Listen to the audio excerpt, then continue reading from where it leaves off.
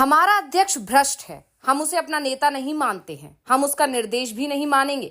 Party को कमजोर करने की कोशिश हो रही है, तानाशाही लाने की कोशिश हो रही है और भी बहुत कुछ करने की कोशिश हो रही है। आरोप लगाने वाले बीजेपी विधायक हैं और आरोप लगाया गया है पार्टी के प्रदेश अध्यक्ष पर। जी हां, कर्नाटक में बीजेपी की हालात तो पहले से ही किसी से छिपे नहीं है और पार्टी बेहद कमजोर स्थिति में है और इसके बावजूद पार्टी के अंदर बवाल मचा हुआ है। नेता आपस में ही भिड़ रहे हैं और सबसे बड़ी बात यह कि राज्य में बीजेपी विपक्ष में है और लगातार कमजोर होती जा रही है और अब प्रदेश अध्यक्ष को हटाने के लिए पार्टी के अंदर मोर्चा खुल गया है।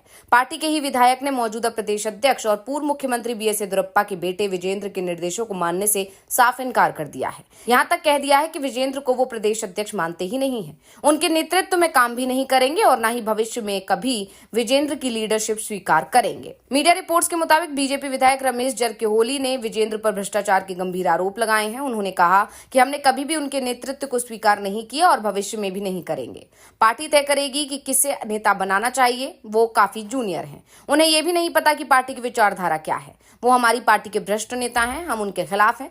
जरकिहोली ने विजेंद्र पर सवाल उठाए लेकिन येदियुरप्पा के खिलाफ कुछ भी कहने से इनकार कर दिया। उन्होंने साफ कह दिया कि वो येदियुरप्पा के खिलाफ नहीं है। हम येदियुरप्पा पर सवाल नहीं उठा रहे हैं, हम येदियुरप्पा से सवाल नहीं करेंगे, हम विजेंद्र से सवाल करेंगे क्योंकि वो हमारे नेता नहीं है। जरकिहोली ने कहा कि पूर्व केंद्रीय मंत्री अनंत कुमार और येदियुरप्पा के बाद कर्नाटक बीजेपी में कोई बड़ा नेता नहीं है। अनंत कुमार 2018 में चल बसे थे तो येदियुरप्पा 82 साल हैं, लेकिन अभी भी वो राजनीति में सक्रिय हैं। जरकिहोली ने कहा कि भगवान की कृपा से हमारे पास मजबूत टीम है। येदियुरप्पा, रमेश जरकिहोली और बसनगौड़ा पाटिल यत्नाल को साथ आने दीजिए। ताकत सिर्फ एक व्यक्ति के पास नहीं होनी चाहिए, नेतृत्व सामूहिक होना चाहिए। अगर एक व्यक्ति नेता बनता है तो मैं भी दूसरा येदियुरप्पा बन सकता हूँ। जरकिहोली ने कहा कि कोई भी तानाशाह बन सकता है, तो मैं सामूहिक नेतृत्व का अनुरोध करता हूँ जिसमें 15-20 लोग शामिल हों। उन्हें यह हासिल करने का काम सौंपे।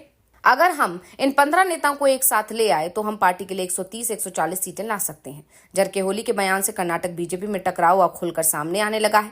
पहले से येदियुरप्पा कैंप और बसवराज बोम्मई के बीच में टकराव दिखाई दे रहा था। सदानंद गौड़ा की नाराजगी की खबरें अलग आती रही हैं और अब जरकिहोली ने जिस तरह से पार्टी नेतृत्व के खिलाफ मोर्चा खोल दिया है, उससे साफ हो गया है कि कर्नाटक में बीजेपी की राह आने वाले समय में और मुश्किल भरी होने वाली है। कर्नाटक में बीजेपी के इसी टकराव के चलते 2023 के चुनाव में उसे हार मिली थी। चुनाव के समय पार्टी के अंदर जबरदस्त बगावत के हालात बन गए थे, लेकिन लोकसभा चुनाव में पार्टी की स्थिति में कुछ सुधार दिखाई दिया। वैसे इसके पीछे जेडीएस के साथ बीजेपी के गठबंधन को भी जिम्मेदार माना गया। कर्नाटक में पहली बार 2024 के लोकसभा चुनाव में बीजेपी और जेडीएस ने गठबंधन किया था और राज्य की 28 सीटों में से 19 पर जीत हासिल की थी।